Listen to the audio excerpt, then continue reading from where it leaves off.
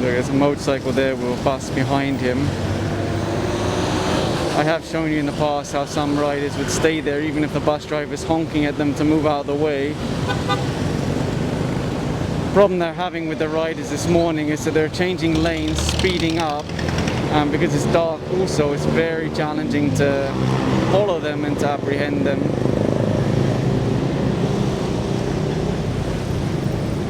Is he going to stop? Maybe. They're asked for the license ORCR and then issue the ticket. It used to be that you could use the CCTV for enforcement, so as long as you had the plate number you could still penalize the violator. But of course, because of the TRO from the Supreme Court, that's not allowed anymore, so you have to catch them on the ground. If someone fails to stop, slips through, runs away, evades, they can get the plate number and submit it for show cause order, which is better than nothing, but it's not as good as non-contact apprehension. And the thing is, that case was filed against the 5 LGUs, not against the MMDA. The MMDA had operated their NCAP for several years without any problems. But unfortunately, the MMDA were included in that temporary restraining order.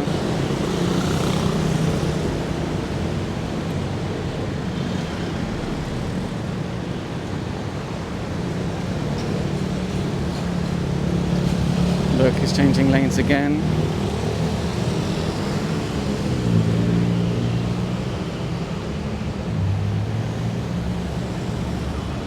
Because it's so early, there is actually a higher chance of seeing cars, vans, trucks, because during the peak hours, they're generally too nervous to use the bus lane because there's a very high probability of being caught, because you cannot maneuver like a motorcycle. You cannot simply run away and hide. But during these earlier hours and then late at night, a lot of drivers don't expect to see enforcers, and that's the time that you typically see more four wheels inside the bus lane. But even then, honestly, it's a much lower number. Motorcycles statistically are by far the biggest violator of the EDSA bus lane, no matter what time of day.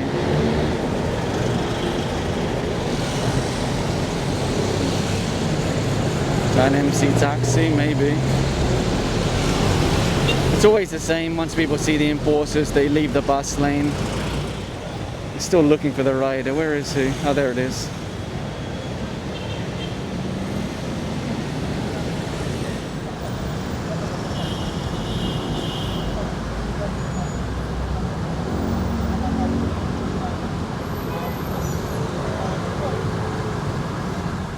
Okay, they did manage to block him and they'll guide him off to the side. Although he actually tried to go back. There you go, they're going to push him again to the side. That's a rider that left the bus lane at the top. I was having a hard time focusing.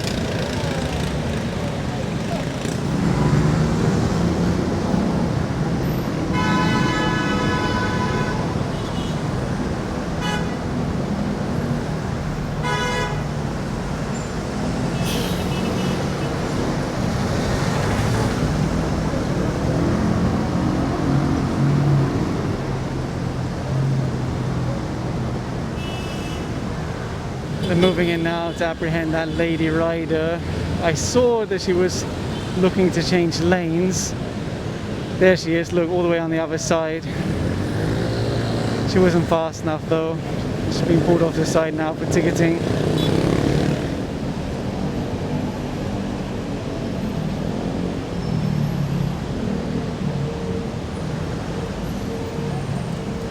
It's got a black helmet with some kind of red stripe, maybe a backpack, I'm not sure. Oh look, he's still trying to push the bike right a little bit while they're trying to push him left. One of the things you can notice with this bike is the plate number, well, it doesn't really mean anything. You cannot trace that back to an actual vehicle. And according to the enforcers, the registration is expired. I'm not sure about the driver's license. They are looking to impound this motorcycle.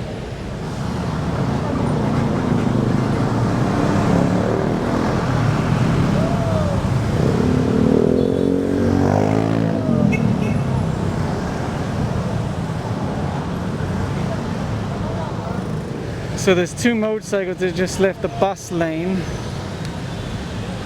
The question is whether they can track both of them. One of them's gone all the way on the other side. It's always challenging when they leave the bus lane, split up, mix with other riders, change lanes. But they did manage to get both riders off to the side. And according to enforcers, the registration on this motorcycle is also expired. They do encounter that somewhat regularly. They apprehend someone in the busway and then they don't have a driver's license, or their license is expired, they don't have a registration or it's expired. But they're still brave to go in the busway where it's really going to attract a lot of attention. Well, not sure what to say, right? It is their decision. If you ask them, 99% of the time they say, yeah, I know it's prohibited, but I'm in a hurry, or I didn't think there was going to be enforcers there. Sometimes people will literally say that. They just thought there wouldn't be an enforcer, so it's okay. Unfortunately, that is the way that many people operate. That if there's an enforcer, you obey. If there's no enforcer, then there's no rules. Just look at stoplights, right? How many people blow through the red?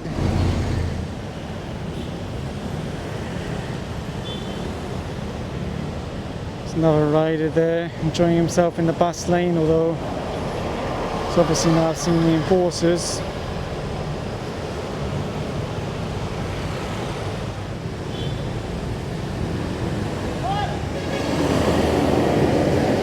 There's a rider behind this bus. There you go.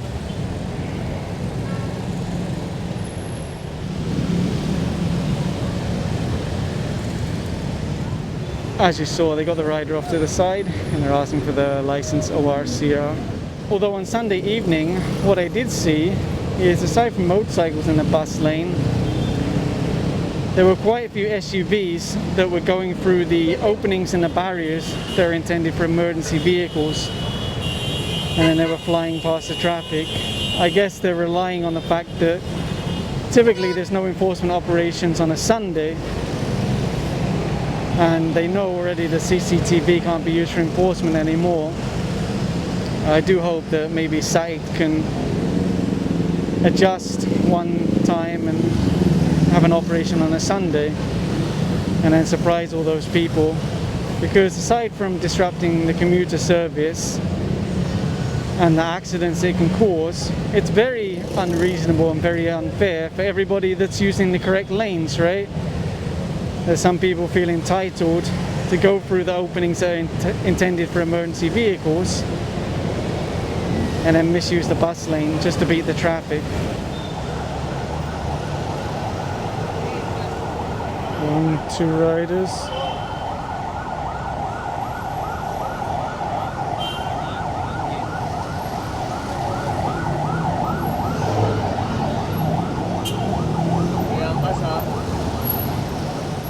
I think one of the riders managed to slip through, but they did get this one. Like I said, it's very hard when they leave the bus lane, split up and hide between other riders. And according to the enforcers, the lady can't actually show any ORCR for that motorcycle, which is not ideal.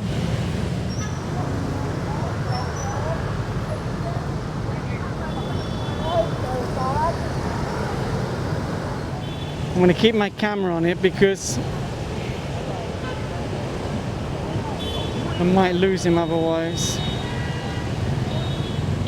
Look, he's not sure where to go. It's too late though, they've already seen you.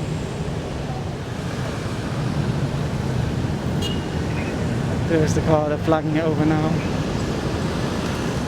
They got that car to the side, the driver already gave his license and the ORCR, and they're writing out the ticket. Actually, they ended up flagging down two vehicles that look similar, and then they just let the other one go. Sometimes that does happen because they're going to radio, oh, the vehicle's like this is the description.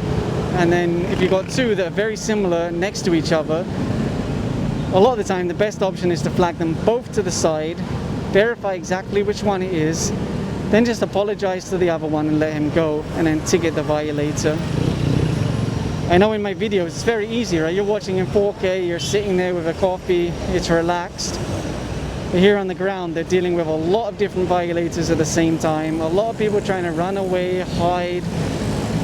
So there are times that there could be two vehicles that look somewhat similar, and on the spur of the moment, they have to decide which one is it. So you flag them both to the side, verify exactly which one it was, and then let the other one go. And hopefully the other one will be understanding. There are times that people would greet me, and I always try to wave or say hi. But there are times I really have to stay focused. Like I'm tracking a vehicle or a person or whatever, and I just can't get distracted for a moment. So I apologize if there are times that I don't respond. I'm not trying to be rude, but there are just occasional moments where I just cannot be distracted. It's not that I'm trying to be rude to you. I appreciate everyone that says hi. And honestly, sometimes I just don't even hear it. Or I hear it too late and then I turn around and they're already too far away. You have to remember, here on EDSA, your ears are constantly being blown out. That's why a lot of the time people say, why are the enforcers shouting? Well, they don't really realize it because their ears are affected. Just like if you go to like a bar, right, with loud music. When you go outside afterwards, there's a lot of people shouting. They don't realize it because the music has affected their hearing. I have thought about wearing earplugs, and I might buy those ones that are noise reduction rather than complete noise blocking, because I still want to be able to hear. I just want to reduce the noise a little bit.